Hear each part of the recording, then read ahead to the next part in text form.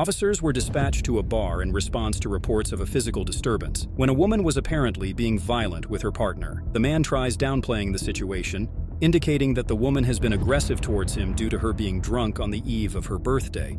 He suggests that there's a misunderstanding on her part about what's happening between them, implying that her actions are fueled by intoxication rather than any actual misconduct on his part. Let's watch. Have a seat over here. What's going on? Nothing where you're straight. She's just kind of Okay. race right now. Sorry, yeah, whatever you need. But Okay. yeah, she's been like smoking me, dude, the whole fucking time. Why? She thinks that there's a whole lot of shit going on over here, but it's not. I mean, it's Okay. her birthday's tomorrow, so she's a little drunk. Are you guys together? Yeah, we are. Okay. Is she wife, married? You can ask her that. Married, girlfriend? Girlfriend. Okay. How long have you guys been together? A year and a half. All right. I'm not You trying need- to be an asshole, but look at me. I know, I see you. Do you need rescue to come check you out? You got. She me over there when she smoked me. I was like, all right, Okay. Do you need rescue to come check you out? No, I don't need it. I don't need any of that. I don't need any You of that. sure you don't need any kind of rescue? No, I just want her to be okay. And I Okay, want her is to that- chill. I want her to chill I out. see that on the top of your head there. Are you bleeding from anywhere else or just the top of your head? No, just my hand. She got me on the fucking. She got me on the side over here. You probably saw that right as you pulled up. Okay. The officer's observation that the man is bleeding not just from his head but potentially from other injuries as well prompts immediate concern for his welfare. This moment is critical as it transitions the interaction from a potentially verbal dispute to a physical altercation that has resulted in bodily harm. Despite the visible injuries, the man declines medical assistance. This refusal could be interpreted in several ways. As a desire not to escalate the situation, concern about the implications of accepting medical help, or a wish to protect the woman from further consequences. Well, I think you were probably bleeding before that too. Anyway, I don't want her to get any. It's her birthday tomorrow, so. I understand. So tell me what happened. He's married and we came here together. Tomorrow's my birthday. I'm here with him and his best friend Joe. I'm trying to find Joe because he has my hotel room. I don't know. He's at the bar next door. I think it's Sloppy Joe's or something. I don't know. I want to get away. That's what happened. Okay. He's married. That's literally what. Honestly, that's the truth. That's what happened. He's married. I'm 26. I'm turning 26. You can look at my ID. That's fine. That's fine. No. I want you to look at my ID. I'll hang on to that. Thank you. The woman reveals to the officer that she found out the man is married, which appears to be a significant factor contributing to her distress and subsequent actions. The assault, in this context, can be interpreted as an act of anger and retaliation against the man for lying to her about his marital status. Her physical actions towards him are thus entangled with her emotional response to feeling deceived and wronged. I just want to leave. I just want to get back to my hotel. Are you guys together? Yeah, but he's married. I just don't want to be here anymore. How long you been together? For a year, but he's married. His Okay. wife doesn't even know. But Okay. he's cheating on his wife with me and a million other people. I just Alright. want to get back to my shit, my hotel. I'm 50. She's 25. She's turning 26, and her friends are over there. And all of a sudden they're like, you know, she doesn't have to pay for a thing. You know how Got it it. goes. Pay for a thing. All of a sudden, shit. I was like, honey, chill the hell out. She was like, All right, keep going. she was like biting me. I got like fucking blood all over. Yeah. That's fucking. Do you got any like? I mean, I see you got some. Cause that's. Yeah, but that's not. No, I see that, but hold your hand this way for me. That looks like you got cut open there too. Do you need an ambulance? No, I don't need anything. I just want to Okay. get my shit. All right, hang tight. This is very uncomfortable. His friend has our hotel room. I just want to make sure I get my shit. Okay. The woman expresses a strong desire to disengage from the situation and return to her hotel room. Her account suggests that she believes her actions, including assaulting the man, are justified due to the emotional pain and betrayal she feels upon discovering or confronting the reality that he is married. This rationale reflects a misunderstanding of legal principles. While her feelings of betrayal are valid, they do not justify physical violence. the law clearly distinguishes between emotional grievances and physical actions, with the latter having legal repercussions regardless of the reasons behind them. Let's hold off on for a second, and I'll let you know what's going on. Yeah. What happened today? Oh, no. Why did she start biting you? Oh, it's just a whole. It's Because just. that's not normal. It's just a whole lot of drunkenness. Is what Okay, it is. so- But I don't want to get her in trouble. I understand. I hear you. Yeah. Okay? Yeah. That's fair. How many times did she bite you? Because I got to do a report no matter what. Well, I mean, All right? I mean, you're bleeding from your head right now, so I got to do a no, report. she didn't on bite me in the head, but it. How did that happen? Was that like she just punched me. Okay. So you think it was just one punch to the head? Is that the best way to say it? I'm trying to get from you what happened. Because I'm going to speak with her afterwards, and I'm sure we've got people that have been sitting around here that have saw what happened. Yeah. All right, give us a second, okay? Okay, sure. So what? I called because I came in on my bike and I was going back here to park my bike behind Kevin's, and I saw him bleeding. They were fighting. When I got back to here, somebody pushed somebody into that fence, because I had definitely heard that.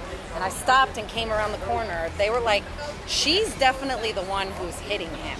I don't know what she's saying, but she was like smacking him in the head. She was biting him in the arm. He kept trying to walk away. She kept grabbing him, like pulling him back. Like, she was definitely like the aggressor from what I saw. I gotcha.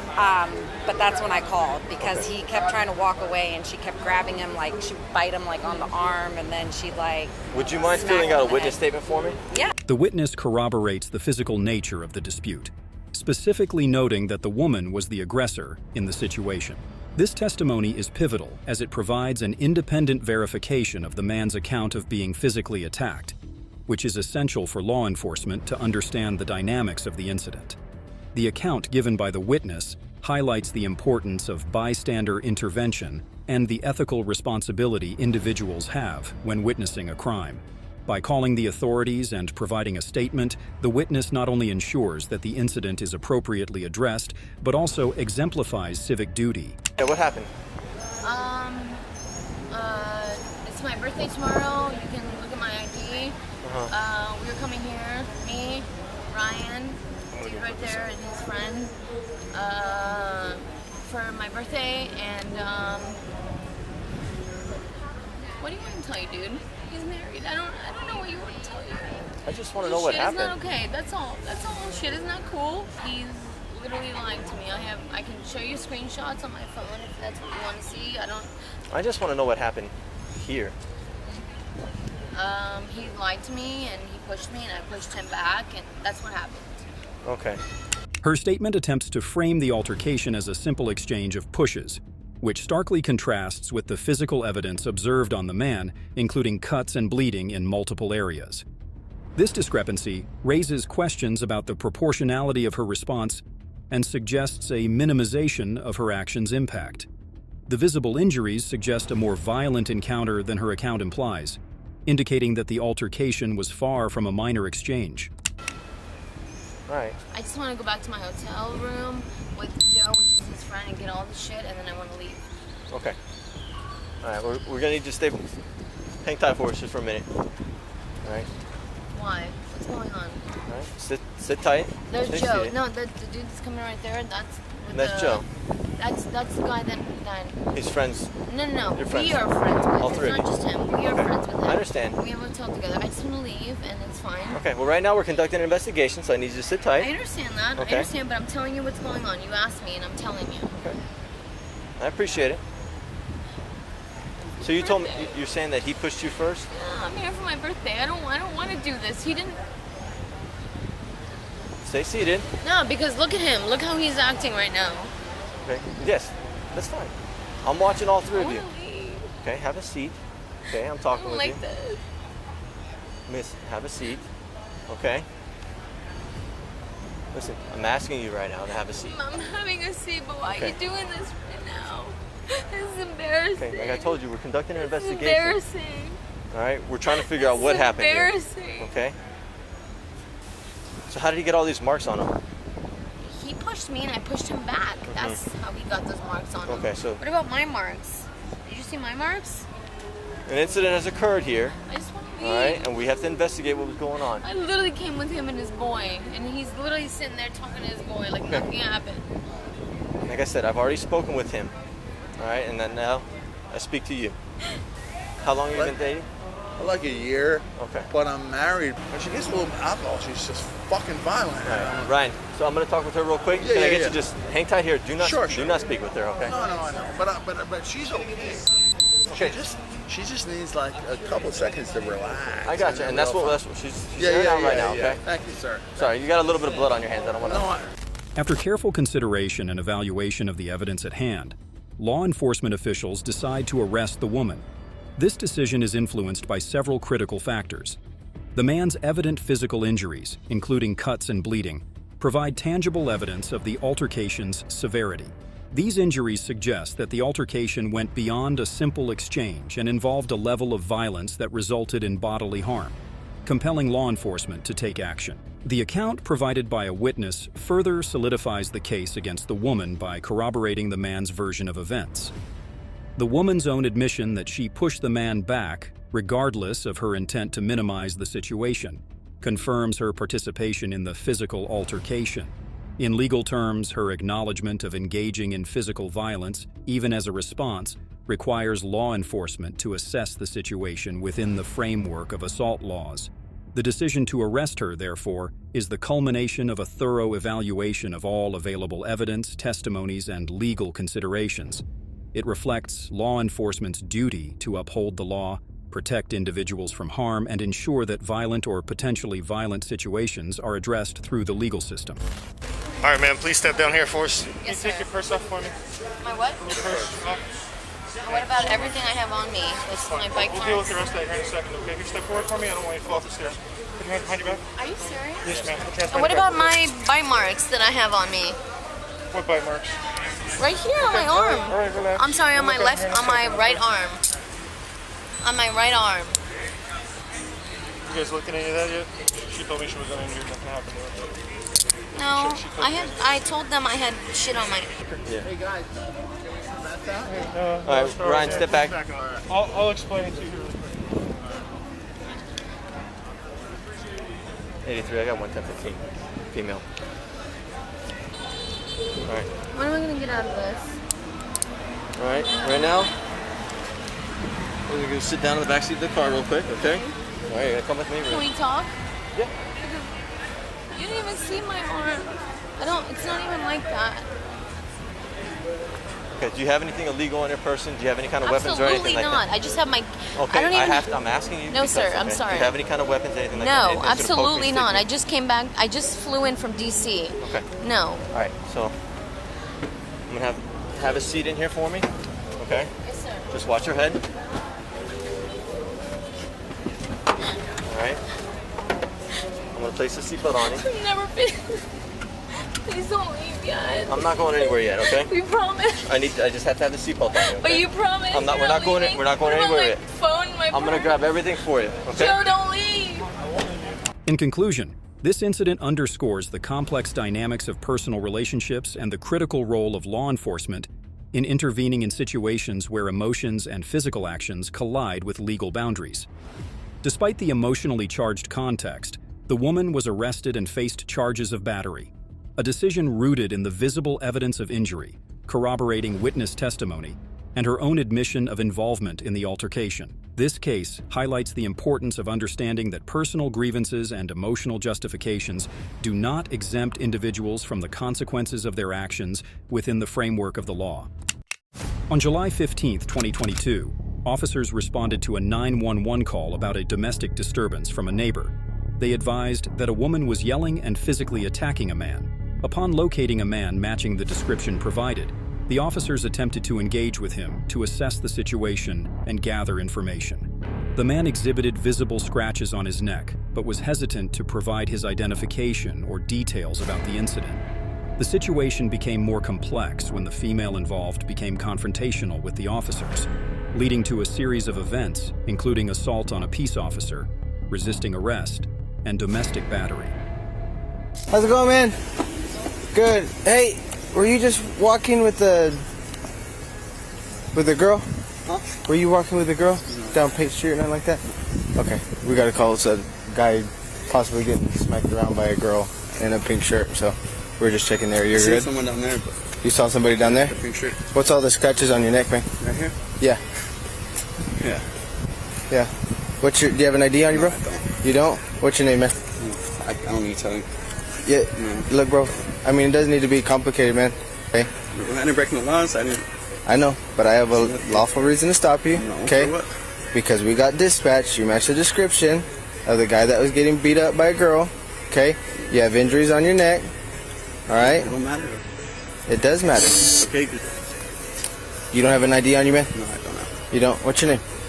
I don't feel like I don't need to tell you. The individual's reluctance to engage with law enforcement could stem from a concern over the potential legal and social repercussions that his girlfriend, or even both of them, might face if the situation escalates into a formal investigation or arrest.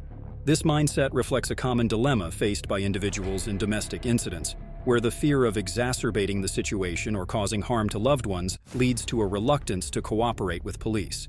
However, this approach is a double-edged sword. While the intention might be to protect his girlfriend and himself from potential problems, non-cooperation can lead to suspicion and complicate the officer's efforts to resolve the situation peacefully and lawfully. Okay, you feel like that, but I haven't broken no laws. You see I me understand. break the law? Listen to I me. haven't committed a crime. I don't need to provide you with that identification. Okay, but listen to me. I'm telling you, okay? Just listen. I have a lawful reason to stop out and talk to you, okay? So you have a lawful reason to identify yourself to me. If you don't want to identify yourself to me, I'll take you to jail for concealing your identity. It's that simple. It's literally that simple. Bro, what's gonna happen if I tell you my name?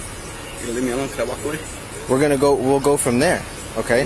But if you don't tell me your name, you're I'm gonna not go gonna straight get to jail. taken. I understand that. Okay? You gotta understand that. No, I have a job to do. yeah, I have a job to do. Okay? You have scratches on your neck. Okay, which are signs of some kind of battery. All right, which are probably from your girlfriend, right? If I don't want to press charges, we're fine, right? It's probably from your girlfriend, right? No matter. Okay, so if it's from your girlfriend, that means it's a domestic violence.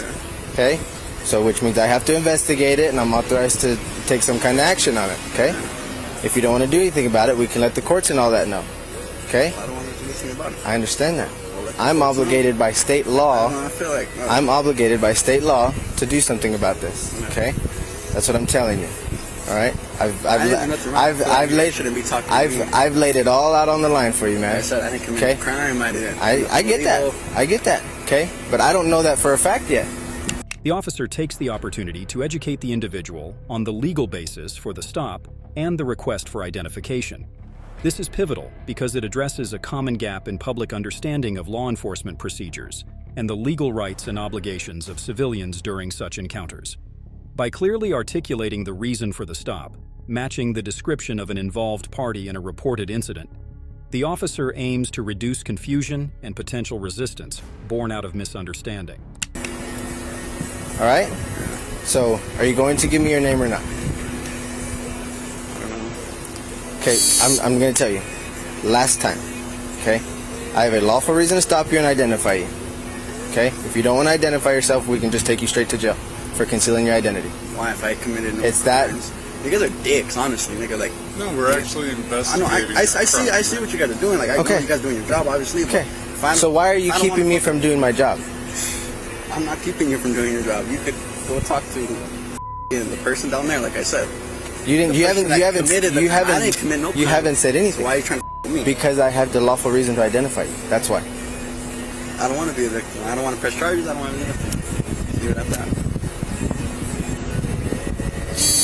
I mean, I don't understand why it's so hard to give me your name. If you don't want to do anything about this, I mean, I can go down there and try to figure. I ain't giving no statements. I ain't Listen to me. giving- Listen. I ain't pressing no charges. So what are you guys gonna do? Just take my name and with me more? You fit the description. You got injuries on your neck, which means you got beat up by a chick. Okay, so I have a lawful reason. I have a lawful reason to stop and identify you. The officer's comment, "You got beat up by a chick," plays into traditional gender stereotypes that frame men as inherently strong and dominant, and women as weak, which can be harmful in several ways.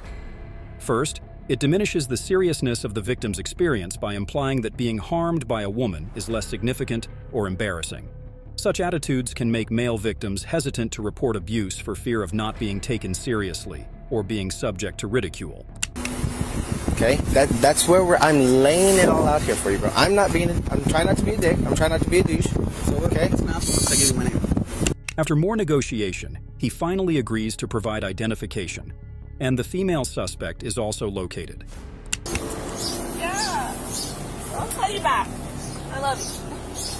So what's going on? I just had an argument. It's nothing serious, I'm sorry. It was more on my part. So I can give him my ID and everything. Okay, where's your ID?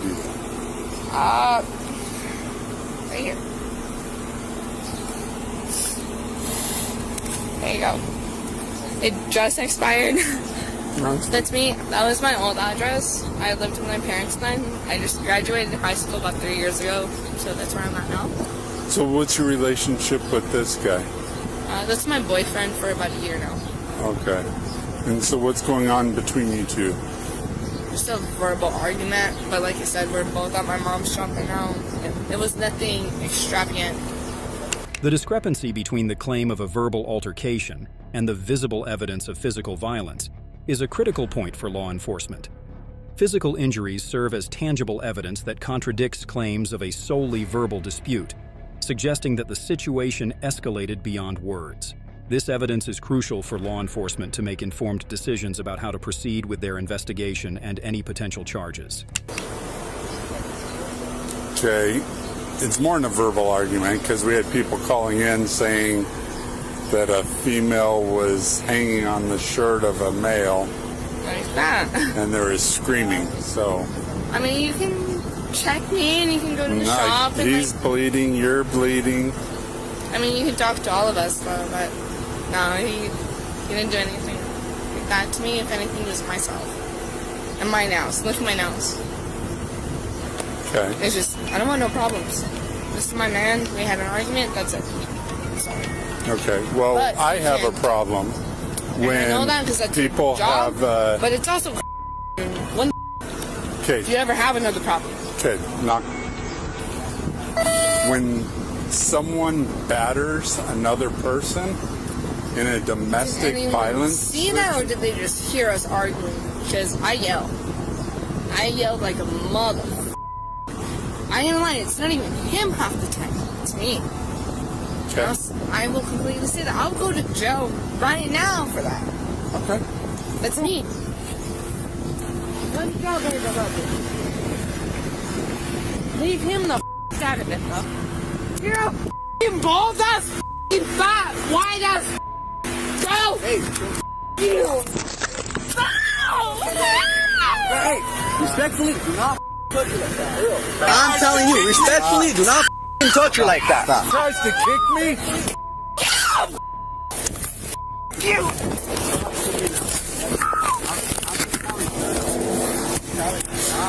Touch my girl like that, bro.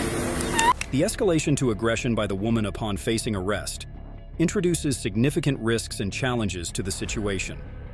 Aggressive behavior not only poses a direct threat to the safety of the officers and all individuals involved, but also complicates the legal and emotional dynamics of the incident. The man's attempt to defend her, despite her aggression, is a poignant reflection of the complex emotional ties and loyalties that can exist in relationships marked by domestic violence.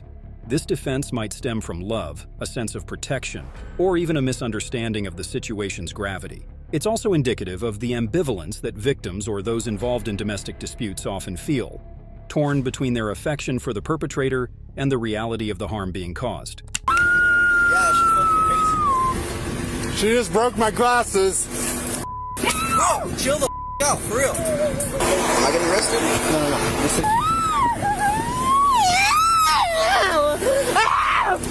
Fucking sticking my chest, no stop! I can't breathe! I can't breathe! Well, you can kick me, can't you? Bro, the out.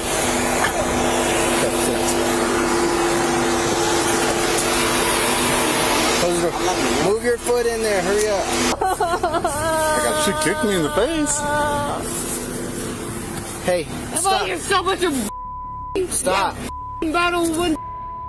Stop. I hope she's going to buy me some new glasses. Hang on, let me go get my shot.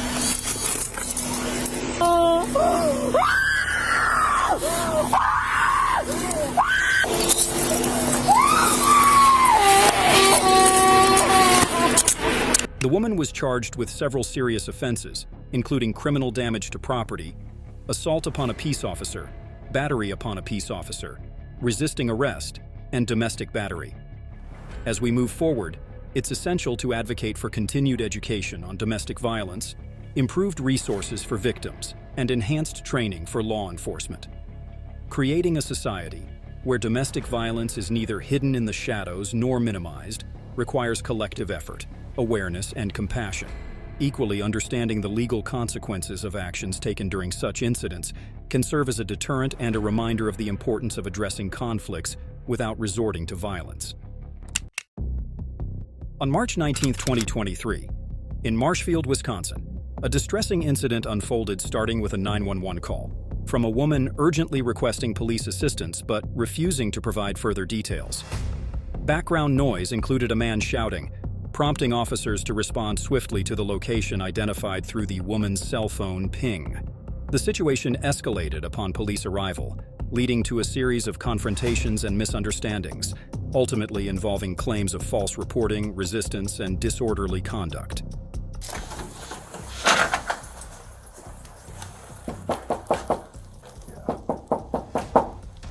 Police department!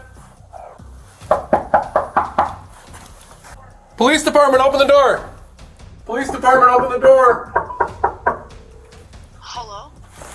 Hey, this is Officer Cloud, the Marshfield Police Department, calling you. What's going on? Well, we got a call from this number stating, okay, well, what apartment are you guys in? Well, we're trying to, we just want to make sure everything's okay, alright? So we just got to check on everyone. Okay. Well, how would you know we're knocking on the door? We're not leaving, come to the door. Open the door. Oh. What's going on? I have to go to work. No, I have to go to work. Okay. I'm not willing to be late for work. Okay, what's going on? I have to, nothing. Okay. Nothing, I have to go to work. I don't even know why you guys are here. Get away from me, please. The woman's immediate confrontational stance, emphasizing her need to leave for work and demanding the officers to get away from her, sets a complex and challenging tone for the interaction. There seems to be a fundamental misunderstanding on the part of the woman regarding how emergency services operate. The idea that one can call 911 without real consequences, merely to invoke fear or exert control in a personal dispute, showcases a lack of awareness about the seriousness with which such calls are treated. Emergency services are equipped and mandated to respond to all calls with the assumption that there is a genuine need for assistance. You're making me feel, I want the chief of police here. Okay. Whoever the supervisor is, I want here. Okay, he's coming.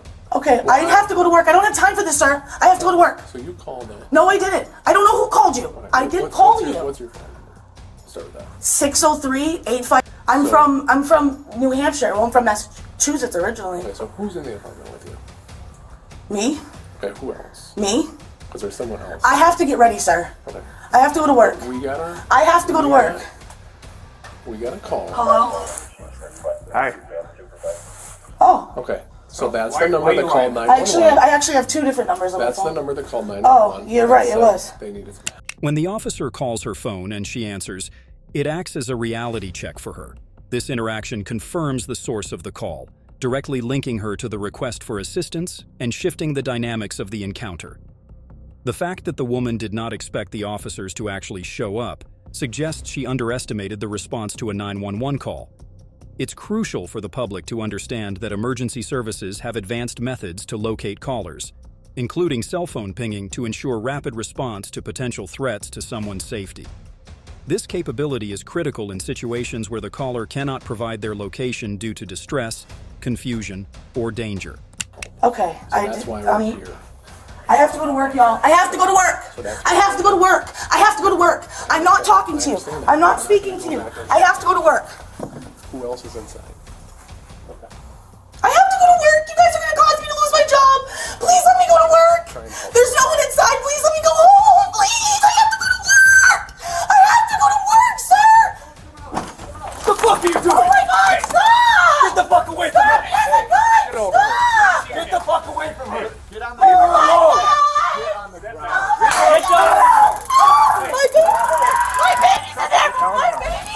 boyfriend's actions reflect a significant misjudgment of the situation. His intervention, likely intended to protect or defend, disregards the presence and authority of law enforcement. Bursting through the door with aggressive behavior, especially without understanding the officer's perspective or intentions, is a high-risk move that law enforcement officers are trained to respond to swiftly, often with force to neutralize the perceived threat. This incident underscores a profound lack of communication on multiple levels. Firstly, it appears there was a failure between the couple to effectively communicate the nature of the emergency call and its intended outcome. Secondly, the boyfriend's aggressive approach towards the officers eliminated any possibility for verbal de-escalation before it could even begin. The legal and personal consequences of the boyfriend's actions are significant. Not only did it lead to his being tasered, a painful and dangerous outcome, but it also resulted in the arrest of the woman, further complicating their legal and personal situation. This chain of events could have been avoided with more prudent decision-making and a calmer approach to resolving the misunderstanding with the officers. No, I'm sorry.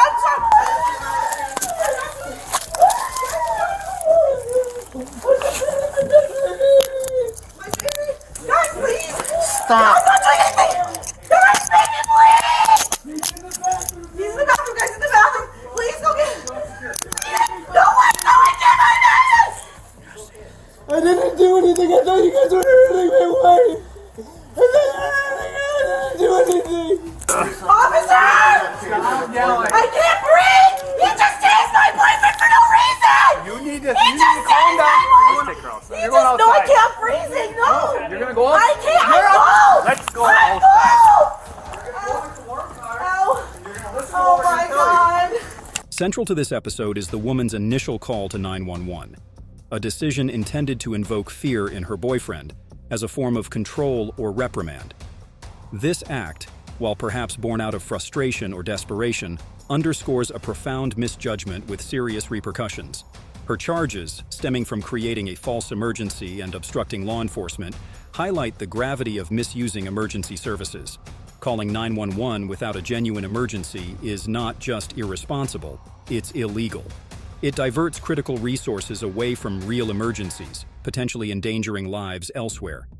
Moreover, it places both the caller and law enforcement in unnecessarily hazardous situations, as seen in the swift and forceful response to perceived threats during this incident.